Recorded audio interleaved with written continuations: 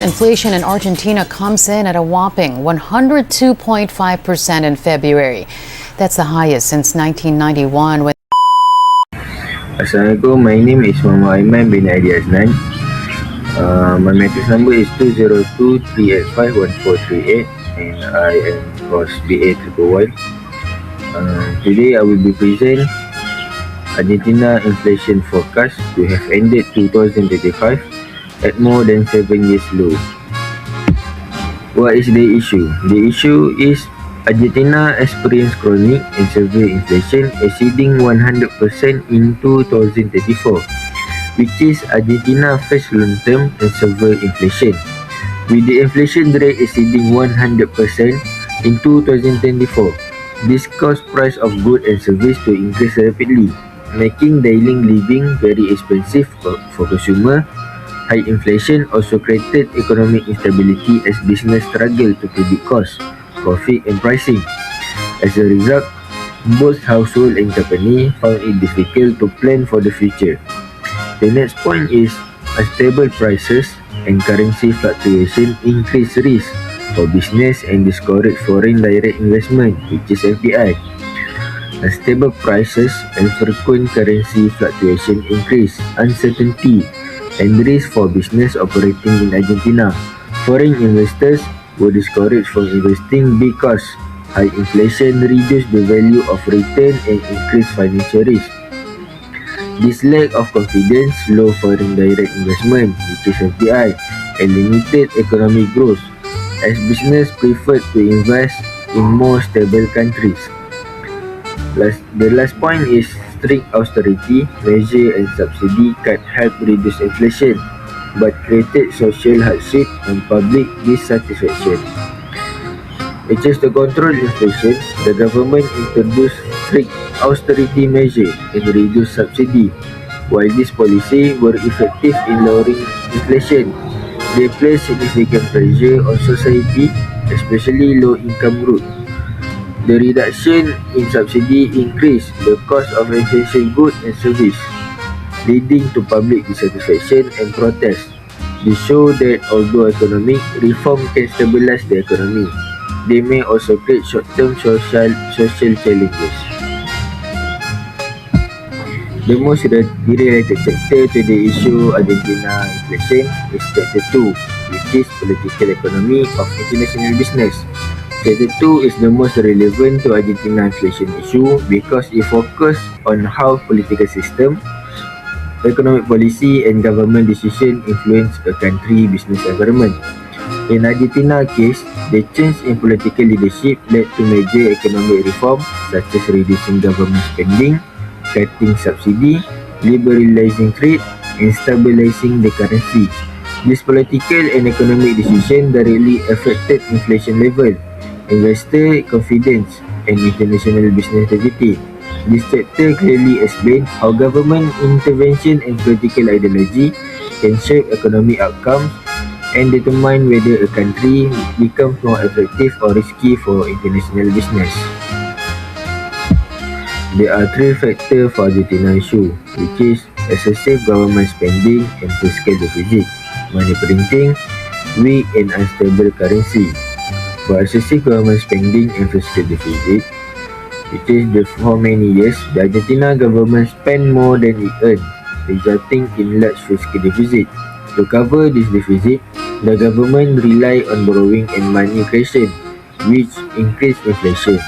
Continuous overspending pushed price higher and reduced overall economic stability, making it difficult to control inflation in the long term. The next point is money printing, which is the government increased the money supply by printing more money to finance its spending. This reduced the value of the Argentina peso because more money was circulating in the economy without a corresponding increase in goods and services. As a result, price rose rapidly, contributing to severe inflation and weakening public confidence in the currency. Lastly, is the weak and unstable currency, which is the depreciation of the Argentina peso made imported goods more expensive, increasing production costs and consumer price.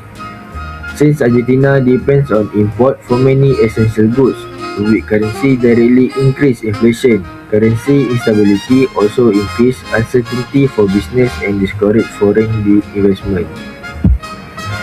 The effect of Argentina issue is high inflation rate, reducing purchasing power and economic instability. The first point is high inflation rate, which is excessive government spending and continuous money printing increase the amount of money in circulation, which caused price to rise rapidly. When inflation became very high, the value of money decreased, meaning consumers had to spend more to purchase the same goods and services. This made inflation a serious economic problem in Argentina. The next point is reducing purchasing power, which is as prices increase quickly, wages did not rise at the same pace. This reduced the purchasing power of citizens, making it difficult for many households to afford basic necessities such as food, transportation, and utilities. The rising cost of living placed significant financial pressure on middle and low-income groups. The last point is economic instability, which is unstable price created uncertainty for business and investors. When making financial decisions, companies found it difficult to predict production costs, set price, or invest for the future. This instability discouraged both local and foreign investment and slow economic growth. The recommendation for Argentina inflation is maintain fiscal discipline, strengthen monetary policy, support local business, and protect vulnerable groups. Maintain fiscal discipline, which is the government should carefully control its spending to avoid large fiscal deficit by reducing unnecessary expenditure and managing the budget effectively. Inflationary pressure can be prevented in the future. Fiscal discipline helps create long-term economic stability and increase confidence among investors and international business. The second point is strengthen monetary policy, which is limiting money printing is important to control inflation and protect the value of the currency. The central bank should manage interest rate and exchange rate carefully to ensure currency stability. A strong and stable monetary policy reduce price volatility and improve trust in the financial system. The third point is support local business. Local business, especially small and medium enterprise, need support to compete with cheaper imported goods. The government can provide incentive, tax relief, training, and access to technology to improve productivity. This helps domestic firms remain competitive while maintaining a balanced trade environment.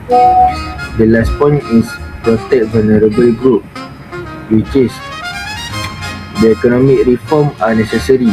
They can negatively affect low-income households. Targeted social welfare programs such as subsidy for essential goods or income support can reduce social hardship.